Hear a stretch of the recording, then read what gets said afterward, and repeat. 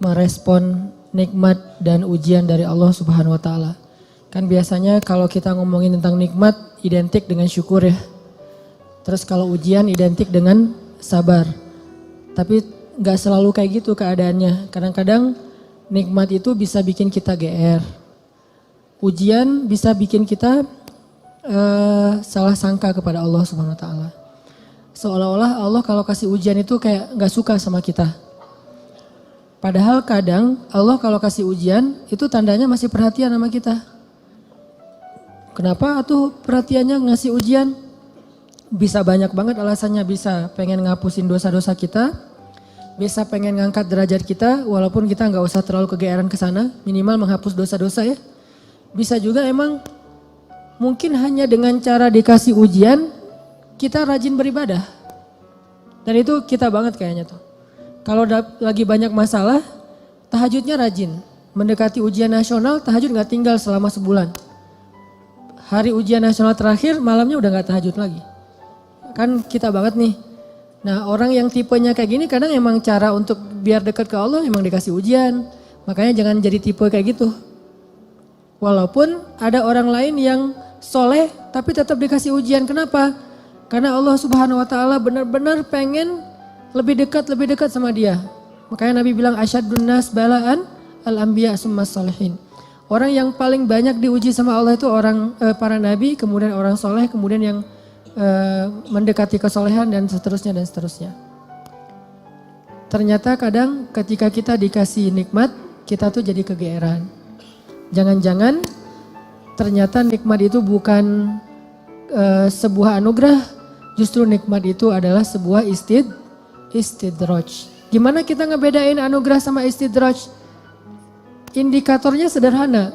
Seperti apa hubungan kita dengan Allah lewat nikmat itu. Kalau nikmat itu menjauhkan kita dari Allah dan makin nikmat makin jauh, biasa-biasa aja, lempeng dalam urusan agama, berarti nikmat itu adalah istidraj. Kalau nikmat itu bikin kita makin bersyukur, bentuk syukurnya bisa makin dekat ke Allah dalam bentuk ibadah, bisa juga makin banyak manfaatnya ke orang lain dengan berbagi, berarti nikmat itu adalah anugerah. Dua-duanya nikmat, karena dua-duanya dinikmati. Tapi ada anugerah, fadl, ada juga istidraj. Atau kadang-kadang kegeeran kita kasus yang lain misalnya gini. Kayak dalam keluarga ya, dalam keluarga kita berdoa nih. Berdoa, ya Allah mudahkanlah rezeki saya, keluarga saya, pasangan saya, kayak gitu-gitu. Atau anak kita sakit, terus kita berdoa, ya Allah sembuhkanlah anak saya. Yang berdoa malam itu bukan cuma kita loh.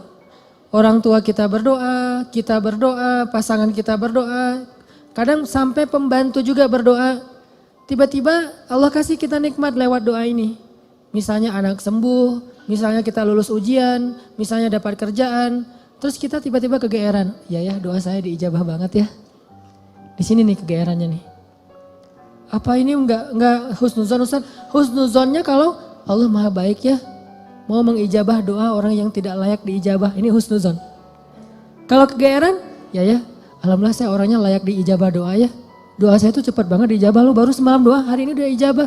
Kalau yang diomongin adalah kitanya, itu kegeeran. Kalau yang diomongin adalah kebesaran Allahnya, itu namanya husnuzon, bagian dari tahadus bin ni'mah. Wa amma bi ni'mati rabbika fahaddis.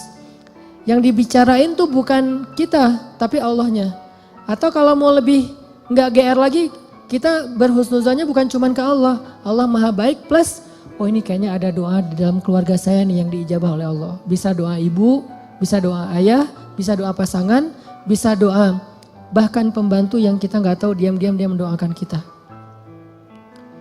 Jadi bukan kitanya yang hebat, yang keren, yang soleh. Tapi ada orang lain di sekeliling kita yang soleh kemudian mendoakan sehingga memudahkan urusan kita. Sama kayak dalam dakwah, misalnya saya dengan teman-teman bikin pemuda hijrah nih. Pemuda hijrah ini dulu taklimnya 3 tahun yang lalu paling banyak cuma 30 orang. Selama 8 tahun. Tiba-tiba alhamdulillah Allah berikan keberkahan jadi rame. Kita jadi bareng-bareng sekarang ada ribuan orang misalnya. Saya selalu mention ke teman-teman ini pasti ada orang di antara tim kita nih. Yang dia itu sama Allah itu dekat banget. yang diam-diam malam dia berdoa, gara-gara doa dialah jadi banyak kemudahan untuk kita. Bukan, mungkin yang doa semua ikut berdoa, saya berdoa, teman-teman semuanya berdoa, cuman jangan kegeeran, ya alhamdulillah ya, saya baru doa kemarin sekarang udah diijabah. Ini kalau kita kayak gini, ini agak kegeeran, sesekali wajar. Kalau sering kali, ini gak bagus. Bikin kita jadi ngerasa udah baik, udah soleh. Dan Allah mengatakan, fala tuzakku anfusakum. Jangan kalian menganggap diri kalian udah baik, soleh, suci. Huwa a'lamu bimanittaqo. Allah lebih tahulah siapa yang paling taat. Jadi teman-teman, kadang kayak gitu kegeerannya. Atau ada juga bentuk kegeerannya gini. Dia jomblo. Udah gitu ngelamar cewek hafizah 30 juz. Dia tuh belum bisa baca Quran, baru hijrah, tapi diberikan istri hafizah 30 juz. Atau sebaliknya, dia cewek baru berhijab banget, diberikan suami hafiz 30 juz. Udah gitu dia kegeeran, wah berarti saya udah pantas buat dia nih. Atau dia pantas buat saya. Enggak, jangan-jangan Allah sengaja ngasih kita pasangan yang soleh banget, karena cuma dia yang bisa menghijrahkan kita dan memperbaiki kita. Kalau dikasih yang tanggung-tanggung ntar lepas lagi nih. Makanya dikasih yang gak tanggung-tanggung, sekalian aja yang paling soleh, yang paling taat, yang paling berwawasan agama luas, sehingga kita disuruh belajar ke dia. Bisa kayak gitu. Padahal yang datang ke dia itu banyak, ada yang sama-sama hafiz, kenapa yang lebih baik dari kita hafiz gak diterima? Karena udah sama-sama soleh, terus siapa lagi yang perlu diperbaiki kan? Bisa jadi kita justru ketemu dengan orang yang keren, karena Allah pengen memperbaiki kita dengan lewat orang itu. Ini biar kita gak kegeeran. Ustadz kenapa sih harus gitu-gitu amat? Karena itulah sifat orang yang beriman. Coba teman-teman buka surat orang-orang beriman. Surat apa? Al-Mu'minun. Surat orang-orang beriman. Surat 23 ayat 60. Itu sifat orang yang beriman. Surat 23 ayat 60. Bismillahirrahmanirrahim.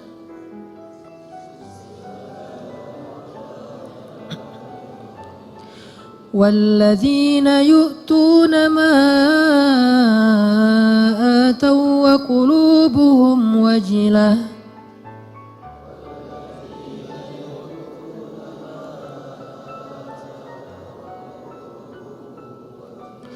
وقلوبهم وجلة أنهم إلى ربهم راجعون.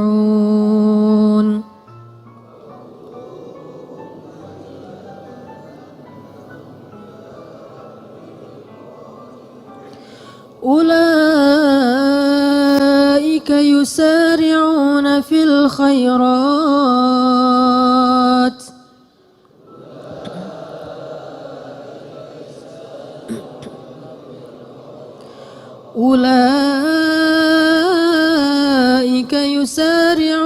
في الخيرات وهم لها سابقون.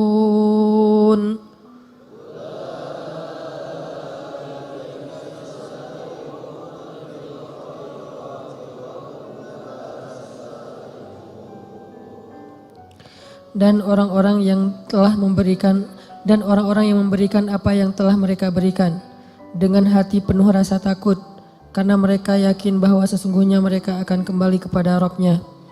Mereka itulah orang-orang yang bersegera kepada kebaikan-kebaikan, dan mereka itulah orang-orang yang lebih dulu memperolehnya. Ini terjemahannya agak sedikit rancu ya, karena kalau kita baca tafsir bukan memberikan, melakukan. Jadi ketika ayat ini turun, Aisyah nanya kepada Nabi apa tafsirnya. Walladzina yu'tuna ma atau wa qulubuhum wajilah.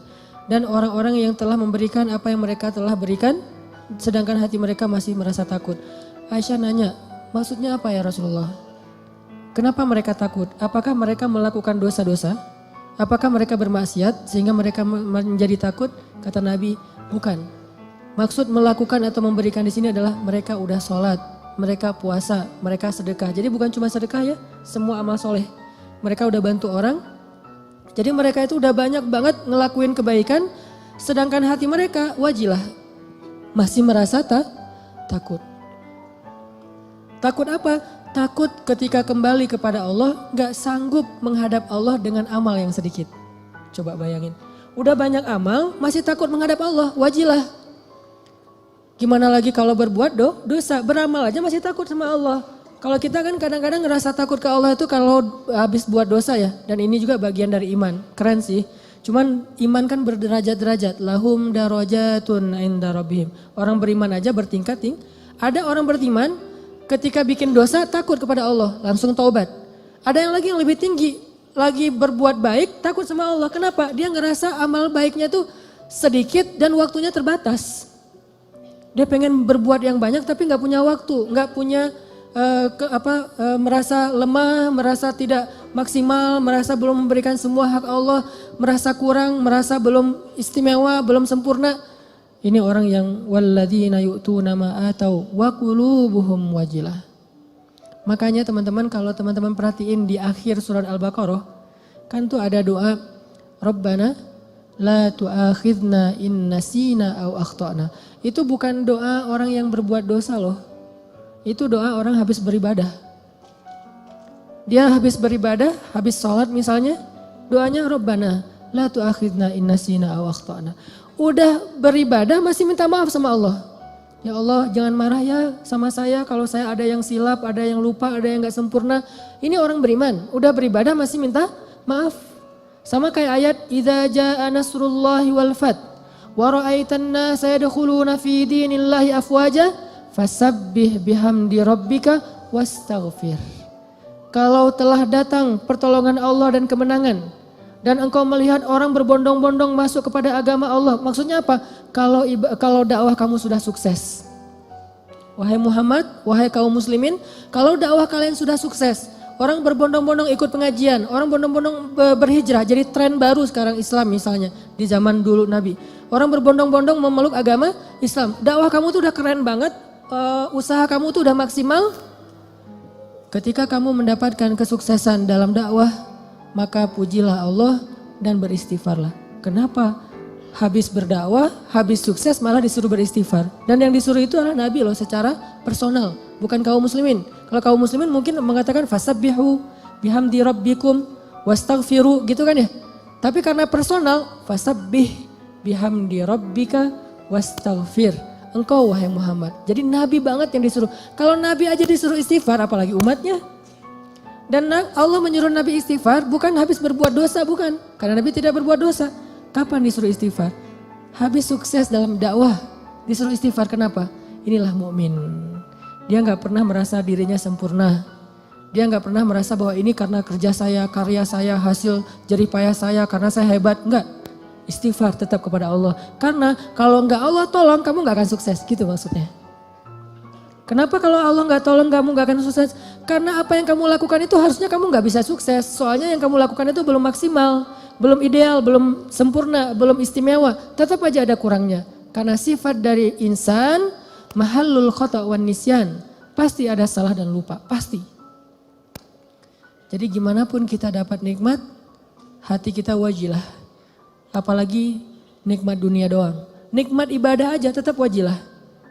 Nikmat ibadah kan yu'tu nama atau berarti mereka sholat, puasa, zakat, sedekah, haji, umroh, kayak gitu-gitu, tilawah, hafal Quran, tapi hatinya masih wa qulubuhum wajilah. Padahal itu yang dikasih nikmat ibadah loh. Gimana kalau yang dikasih nikmat dunia? Karena nggak mungkin kan nikmat ibadah itu istidraj. Mungkin nggak? Nikmat ibadah istidraj. Allah membiarkan dia aja sholat sendiri. Gak mungkin kan? Istidraj itu hanya berlaku untuk nikmat dunia. Tapi kalau nikmat akhirat, ibadah, ketaatan, kedekatan dengan Allah. Gak mungkin istidraj, itu pasti nikmat yang hakiki tuh. Tetap mereka ngerasa saya banyak kurang, saya masih. Kalau sholat pasti tadi ada yang gak khusyuknya. Ada yang khusyuk 4 rakaat sholat isya. Pasti ada hilang-hilangnya gitu kan ya. Lebih tepatnya ada khusyuknya sedikit, sisanya hilang. Mungkin itu lebih tepat buat kita nih. Gak sengaja kok udah salam aja. Atau tadi sujudnya 2 kali pas sekali ya. Tadi saya ruku gak sih? Apalagi kalau sholat sendiri tuh. Pas udah sujud, tadi saya ruku gak sih? Kan suka gitu tuh. Pas udah berdiri, tadi saya tahiyat gak sih? Atau langsung dari sujud langsung berdiri. Kan suka gitu. Salam, tadi saya syahadatan gak ya? Jangan-jangan langsung Allahumma sholli ala sayyidina Muhammad, assalamualaikum, assalamualaikum. Pas berdiri, tadi saya baca Al-Fatihah gak ya? udah mau ruku aja suka gitu. Berarti banyak kurangnya dalam ibadah kita. Tilawah juga gitu, pasti banyak baca yang salah. Jangan-jangan salah huruf, salah makna harusnya dosa. Puasa juga gitu, gak bisa jaga pandangan. Atau sedekah juga gitu, jangan-jangan saya sedekah belum bersih-bersih amat atau belum maksimal. Masih banyak yang saya tahan, masih kikir. Intinya adalah jangan ngerasa udah sempurna. Sehingga ketika Allah kasih kita nikmat, kita merasa diri kita emang pantas mendapatkannya. Bukan.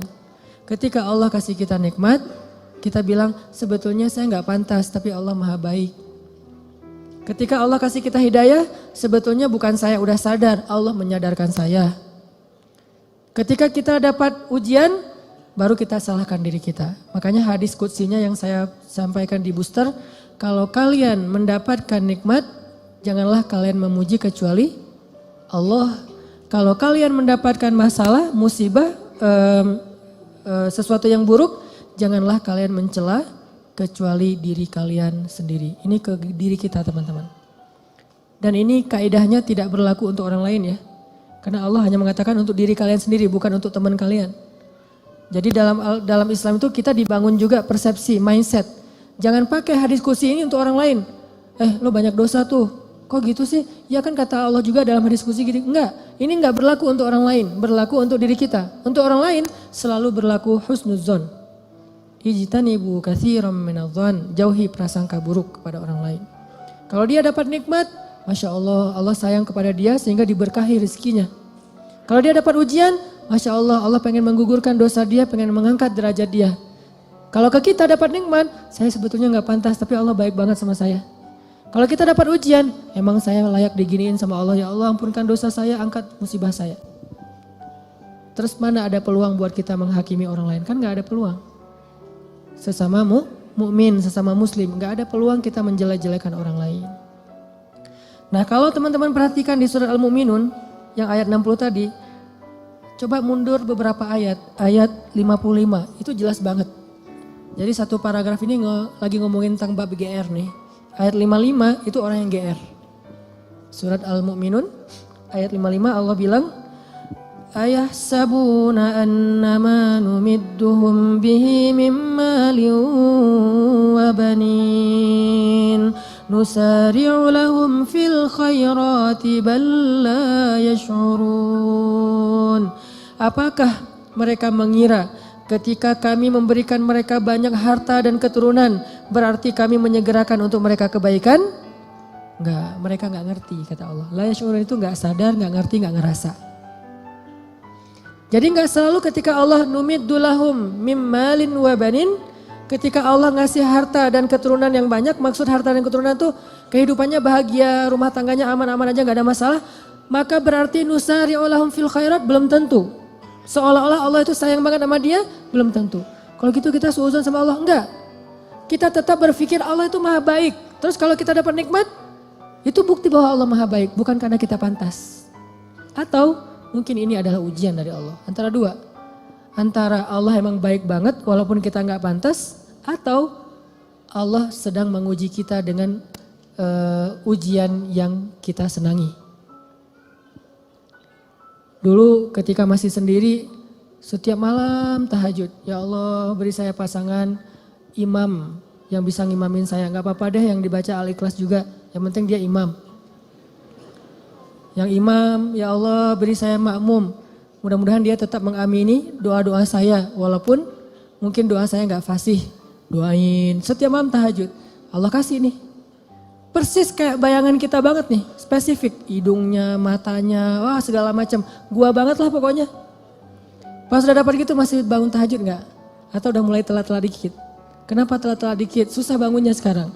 Kalau dulu bangun cuman ngangkat bantal guling atau cuman selimut doang. Itu juga kadang-kadang. Karena seringnya selimut udah terbang kemana, bantal guling kemana tidurnya teh. Macet banget tidurnya. Ada juga pas dia mau bangun, sekarang beda, bukan bantal guling, lengan. Mungkin lengan itu lebih ringan daripada bantal guling. Secara kilonya kayak gitu ya. Tapi rasanya berat. Taruh lengan, aduh gimana nih caranya. Ntar dia terbangun, kan saya nggak pengen ngebangunin dia, kasihan. Alasan ya modus. Enggak tahajud, atau tahajudnya telat. Atau mulai berkurang, lama-lama tadi tahajud 11, sekarang jadi tinggal 8, 4, 2, tinggal witir doang. Tapi masih lumayan lah. Akhirnya subuh di masjid, subuh di rumah, subuh telat, subuh dijamak dengan duha. Kan bertahap tuh. Udah gitu ngejamaknya kompakan lagi, berjamaah. Jamak subuh sama duha berjamaah sama suami istri, kan kompakan ya. Masya Allah luar biasa, kompak, istiqomah, menjamak. Allah pengen nguji kita lewat pasangan justru. Kadang Allah pengen nguji kita dengan terlalu sibuk dengan kerjaan. Tadinya kita nggak punya kerjaan, nganggur, akhirnya bisa beribadah tepat waktu. Begitu udah ada kerjaan, jadi nggak tepat waktu lagi. Kenapa? Alasannya mulai sibuk, mulai rush, mulai tight jadwal, kayak gitu-gitu. Nah ini artinya jangan selalu kegeeran bahwa Allah sayang sama kita. Bahwa kita layak disayangi oleh Allah, bukan. Mungkin antara dua, Allah emang baik banget atau Allah pengen nguji kita dengan nikmat tersebut. Jadi di sini disebutkan ayah sabun, apakah mereka mengira annama numiddu lahum min malin wa banin nusari'u lahum fil khairat bal la yash'urun.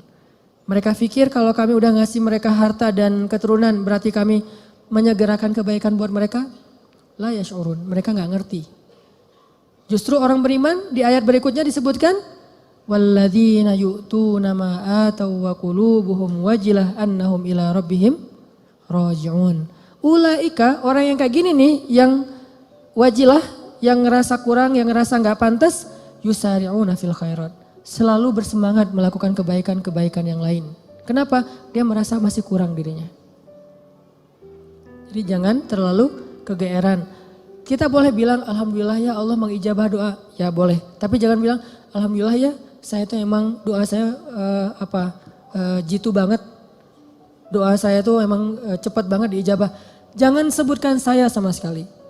Kalau dalam kebaikan. Ini kita belajar bertahap. Kadang-kadang gak nyebutin di lisan tapi di hati. Enggak lah ini mah nikmat dari Allah dalam hati gua gitu loh. Wa asirru qawlakum awijharu bih innahu alimun bidatis sudur. Kalian rahasiakan ucapan kalian di hati atau kalian tampakkan dengan lisan, Allah Maha tahu apa yang ada di dalam dada kalian. Gak bisa bohong sama Allah. Terus gimana Ustaz kalau kebersit kayak gitu membatin? Lisan kita mah selalu ngomong Masya Allah ya lu lulus. Alhamdulillah ini nikmat dari Allah padahal gua gak bisa apa-apa. Lisan nih. Hati kita ya emang kamu heran kalau saya lulus. Mulai kan ada sombong tuh. Mulai agak kegeeran nih. Kita kalau muncul itu langsung kita tolak, kita reject dengan apa? Astagfirullahaladzim. Kadang-kadang itu muncul bukan pengennya kita. Yuwaswisufi sudurinas, emang si dia tuh. Si dia bukan, si dia mah keren buat saya. Orang itu, zat itu tuh. Yaitu khannas yuwaswisufi sudurinas. Kita gak pengen sombong, kita gak pengen riak. Dia yang yuwaswis supaya kita sombong. Saya kan pernah cerita, ngimamin. Pengen ngimamin yang paling maksimal. Biar semuanya khusyuk. Kan kalau yang lain khusyuk kebawa pahalanya ke yang ngimamin nih. Allahu Akbar. Alhamdulillahi Rabbil Alamin. Semaksimal mungkin. Sebisa mungkin yang bagus bacaannya. Pas sudah selesai sholat, yuwaswis. Atau belum selesai sholat, baru amin. Keren juga ya suara saya muncul. Yuwaswis. Itu bukan saya gak pengen kayak gitu-gitu amat lah. Yuwaswis, awal-awalnya dulu kayak gitu tuh. Ini saya ngaku nih, awal-awalnya ngimamin, apalagi pas ngimaminnya di Mesir. Karena orang Mesir tuh suka suuzon sama orang Indonesia, dianggap orang Indonesia tuh gak bisa ngaji. Kan kepancing nih, emangnya orang Indonesia gak bisa ngaji, no kasih mic buat gua gitu. Ngimamin lah nih, ngimamin ada niat pengen nunjukin orang Indonesia tuh ngajinya bagus-bagus. Mulai agak-agak melenceng tuh. Sehingga pas selesai sholat orang muslim, Masya Allah kamu Indonesia tapi ngajinya enak dan segala macam. Ya udah kamu tarawih aja di sini jadi imam. Muncul waswasah, yuwaswisufi sudurinas. Bukan pengennya kita. Pulang ke Indonesia juga kayak gitu. Ada yang Ustadz saya baru pertama menangis ketika sholat gara-gara Ustadz. Padahal saya ke umrah juga gak nangis. Di sini bisa nangis Masya Allah.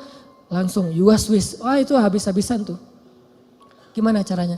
Gara-gara itu terus saya gak jadi berusaha semaksimal mungkin. Ya udah deh gue biasa-biasa aja daripada sombong. Alhamdulillah Rabbil Alamin, Ar-Rahmanir Rahim. Ustaz kok ngajinya gitu? Saya nggak mau sombong. Was-was juga ya, was-wis. Wah lo ikhlas banget ya orangnya, ikhlas. Ikhlas yang butuh istighfar. Sama dengan istighfar, yahtaju ilal istighfar. Istighfar butuh istighfar. Kenapa? Ya ini main hati nih, berat nih. Terus gimana caranya? Gak apa-apa, lanjutin aja. Awalnya emang ria, sombong, dikit-dikit. Bertahap, lama-lama dia akan berkurang. Dengan kita reject. Enggak. Mau enggak, kita tuh enggak setuju sama dia. Lama-lama dia enggak akan ngaruh lagi di hati kita. Sesekali doang ngaruh, dia lebih gampang nolaknya. Tapi kalau kita menghindar terus, susah. Sedekah gitu, dilihat orang, wah 100.000 Yang di sebelah cuman 1.500 koin, kita 100.000. Awalnya sih emang beda sih rasanya. Karena pertama 100.000. Awalnya nih, besok lama-lama biasa aja. Lama-lama nggak ngaruh sama sekali. Udah di hati kita tuh udah kebal. Kan ini kematangan jiwa kita dalam beramal soleh ya. Orang kalau lagi puber pasti kayak gitu teman-teman. Ekspresif, heboh, lebay, itu orang puber. Baru pertama ke masjid, heboh gitu ya. Wah gua baru ke masjid. Tapi kalau udah kebiasaan ke masjid, apaan sih yang mau dibanggain, biasa aja kali ke masjid gitu. Baru pertama tahajud, wah udah bangunin temannya tuh semuanya, bangun. Enggak bangun, saya aja udah 2 jam bangun dari tadi. Udah 11 rakaat, pamer. Namanya juga lagi puber. Baru hafal 1-2 hadis, wah ini dhaif. Semuanya dhaif, cuma dia doang yang sahih gitu. Lagi belajar. Kalau udah biasa hafal hadis, biasa aja. Atau emang gak hafal gitu. Kayak saya misalnya, karena gak hafal hadis ya udah gak usah komen-komen deh, biasa-biasa aja. Toh bisa jadi saya komen dhaif ternyata sahih. Daripada saya mendhaifkan yang sahih, mending saya diam. Nah ini artinya jangan menghindar, tapi di-reject. Begitu kita kegeeran di dalam hati, enggak. Ini hadza min fadli rabbi. Ini anugerah dari Allah. Ini Allah Maha Baik. Ini semuanya karena kebaikan Allah gitu. Lama-lama setan akan cari jalan lain, enggak akan yuwas-wis lagi. Dia akan menghindar. Sampai kita menjadi orang yang kalau kata guru saya mukhlasin. Apa arti mukhlasin? Kalau mukhlisin orang yang ikhlas. Kalau mukhlasin orang yang udah enggak ada bedanya di mata dia emas dengan batu. Udah sama tuh. Ketika ditaruh emas, dia senyum, dikasih batu juga dia senyum. Gak ada bedanya antara batu dengan emas, mukhlas. Maka setan udah gak bisa ngegodain dia. Gimana ngegodain orang emas dan batu sama di mata dia? Tapi kalau emas masih lebih berharga daripada batu, cuman dia masih berharap ridho Allah, itu namanya mukhlis. Kalau emas lebih berharga daripada batu dan dia tidak lagi berharap ridho Allah, itu udah gak mukhlis. Ada orang yang riya, ada mukhlis, ada mukhlas. Di mata Nabi Muhammad SAW, emas dan batu itu udah sama. Makanya setan udah nggak mau godain Nabi Muhammad. Kecuali ada setan yang masih anak baru gitu, godain Nabi Muhammad. Kalau setan yang udah senior ya, udah tahu oh itu Muhammad nggak usah digodain deh, habis-habisin waktu lo. Mending godain yang lain-lain aja yang sahabat. Tapi kalau yang baru-baru kayak semangat gitu, gua mau godain orang nih. Pas ngeliat, ini ada lagi sholat digodain, Nabi Muhammad digodain. Kan sia-sia ya. Jadi kayak buang-buang waktu gitu. Dia godain Nabi Muhammad, begitu Nabi selesai sholat dipegangin, digulung sama Nabi, digantung di tiang masjid. Teriak-teriak gitu. Pas pagi-pagi anak-anak Madinah, anak-anak kecil gitu, pergi sholat subuh ngelihat ada bola tuh mau diambil sama mereka, mau ditendang-tendang. Kata Nabi jangan. Udah ditendang-tendang mereka, dia udah kesakitan, dikeroyok sama anak kecil Madinah gitu. Bayangin jin di masa itu jadi bola. Terus ditendang-tendang sama anak Madinah, diambil sama Nabi, dilepas, terus dia lari. Baru dia sadar sekarang, saya ternyata salah godain, yang digoda adalah Rasulullah SAW. Kata teman-temannya, lo sih gak nanya-nanya ke senior. Ini teman-teman artinya memang gak bisa sekaligus. Kadang emang kita kegeeran juga, dan saya ngerasa kadang kegeeran. Lagi doa kayak kemarin misalnya, ya Allah saya doa di dalam hijir ya. Saya doa ya Allah kasih saya jalan agar saya bisa mengunjungi kamp pengungsi di Suriah. Saya pengen banget ke sana gitu, pengen ngelihat langsung, mudah-mudahan dari situ semangat untuk bersosial, ngelakuin kegiatan kemanusiaan itu lebih kenceng lagi. Pulang dari sana gak lama kemudian dapat jalan langsung, insya Allah April mau ke kamp pengungsi misalnya, langsung kegeeran. Doa saya diijabah ya, keren ya, yang muncul kayak gitu kan? Enggak. Kita tolak nih. Gimana nolaknya? sebetulnya sih saya yang belum pantas ke sana, tapi Allah pengen ngasih saya ke jalan kebaikan gitu. Terus aja gitu. Lama-lama hal-hal yang kayak gitu nggak akan mempengaruhi keikhlasan kita lagi. Terakhir teman-teman, balik lagi kepada awal, kalau kita ngelihat ada orang dapat musibah, kita berhusnuzon dengan cara mudah-mudahan musibah ini mengangkat derajat dia. Kalau kita ngelihat teman kita dapat nikmat, kita berhusnuzon dengan mengatakan dia memang pantas mendapatkan nikmat itu karena Allah sayang sama dia. Sebaliknya kalau ke kita dapat musibah, kita katakan saya banyak dosa makanya dikasih ujian kayak gini untuk menghapus dosa saya. Kalau kita dapat nikmat, kita katakan saya sebetulnya nggak pantas tapi Allah maha baik sehingga Allah memberikan kenikmatan ini untuk saya.